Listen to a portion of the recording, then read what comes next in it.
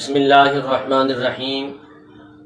الحمد للہ رب العالمین والعاقبۃ للمتقین والصلاۃ والسلام علی سید الانبیاء والمرسلین اما بعد فاعوذ باللہ من الشیطان الرجیم بسم اللہ الرحمن الرحیم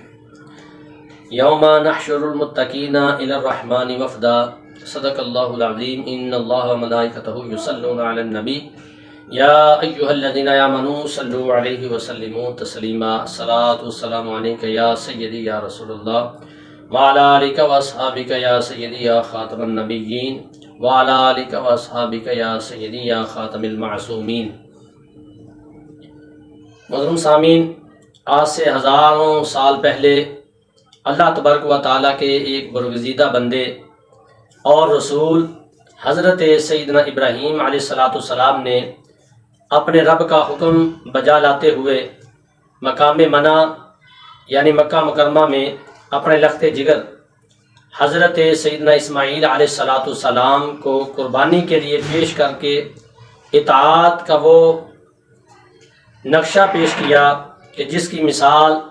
تاریخ انسانیت میں کہیں نظر نہیں آتی۔ قربانی وہ اثار ہے کہ اس جذبے کو بارگاہ خداوندی میں شرف قبولیت عطا ہوا اور تا قیامت اس سنت ابراہیمی علیہ السلام کو برقرار رکھ کر امت مسلمہ کو جانوروں کی قربانی کا حکم دیا گیا۔ تو قربانی کے فضائل میں سے یہ ہے کہ حضرت زید رضی اللہ تعالیٰ عنہ، زید بن ارقم رضی اللہ تعالیٰ عنہ، آپ نے پوچھا کہ سیدی یا رسول اللہ صلی اللہ علیہ وسلم قربانیاں کیا ہے؟ تو آپ صلی اللہ علیہ وسلم نے ارشاد فرمایا کہ یہ حضرت تمہارے باپ حضرت ابراہیم علیہ السلام کی سنت ہے۔ تو پیارے آقا صلی اللہ علیہ وسلم کا یہ بھی فرمان موجود ہے، فرمایا کہ جس شخص نے قربانی کی ہوگی جب وہ روز قیامت قبر سے باہر نکلے گا تو اس کے سرانے قربانی کا وہ جانور نہایت ہی خوبصورت حسین و جمیل شکل میں کھڑا ہوگا۔ فرمایا کہ جس کے بال سنہری ہوں گے، آنکھیں یقوتی ہوں گی اور سینگ جو ہے وہ سونے کے ہوں گے۔ تو وہ آدمی پوچھے گا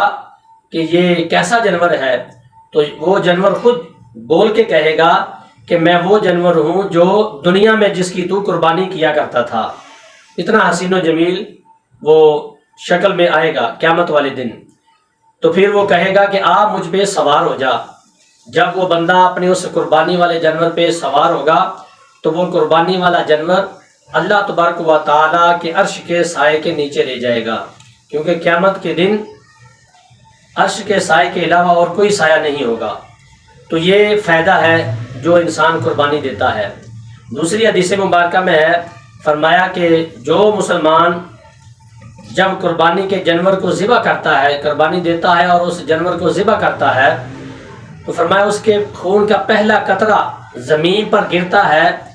تو اللہ تبارک و تعالیٰ اس انسان کے اس قطرے کے گرنے سے پہلے تمام گناہ معاف فرما دیتا ہے۔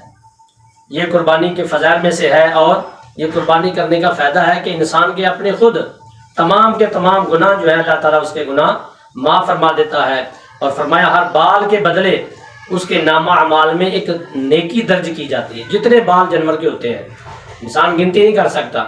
لیکن پیارے آقا صلی اللہ علیہ وسلم کا یہ فرمان ہے کہ ہر بال کے بدلے اللہ تبارک و تعالی اس انسان کے نامہ اعمال میں ایک بال کے بدلے ایک نیکی درج فرما دیتا ہے۔ اور فرمایا کہ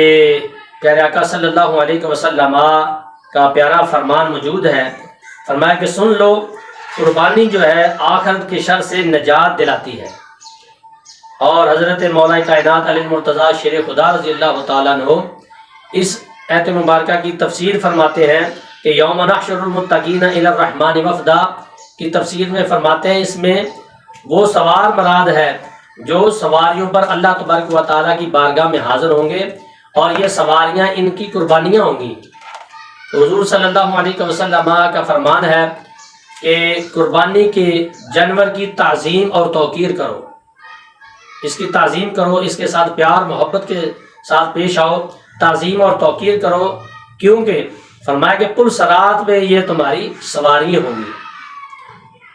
جب پل صراط پر انسان جائے گا تو اس پر سوار ہو کے جائے گا. اور پل صراط کا معاملہ ہمارے سامنے ہے کہ وہ راستہ جو ہے جو وار سے زیادہ باریک اور تلوار سے زیادہ تیز ہوگا، اس میں بھی یہ قربانی ہمارے لیے فائدہ مند ہوگی. اور یہ جانور اس پہ انسان جس نے قربانی کی ہوگی وہ سوار ہوگا اور پل صراط میں سے سوار ہو کے گزر جائے گا. یہ